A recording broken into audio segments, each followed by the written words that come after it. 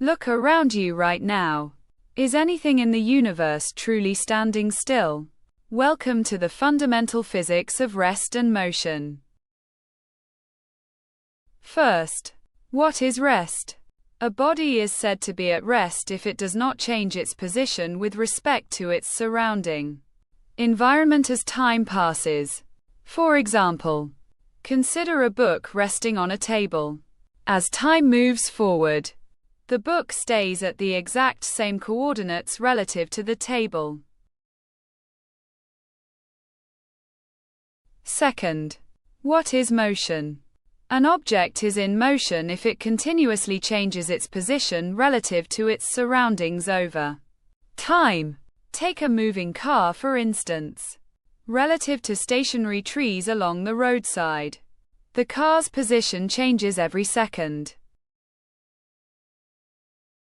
Motion is broadly classified into three main types: translatory motion, rotatory motion, and vibratory motion.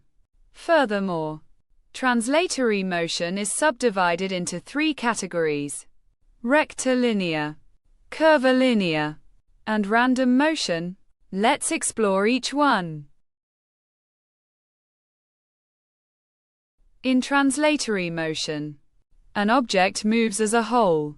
First, rectilinear motion occurs in a straight line, like a free-falling ball. Second, curvilinear motion follows a curved trajectory, like a car taking a smooth turn.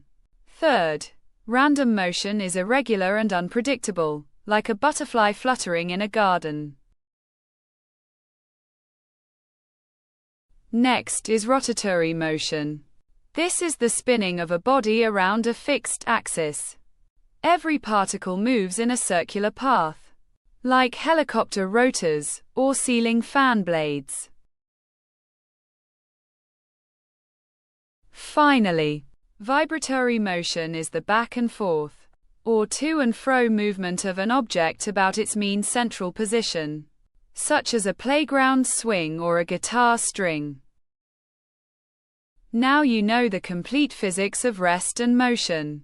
If this visual guide helped you, hit that subscribe button and share it with your classmates.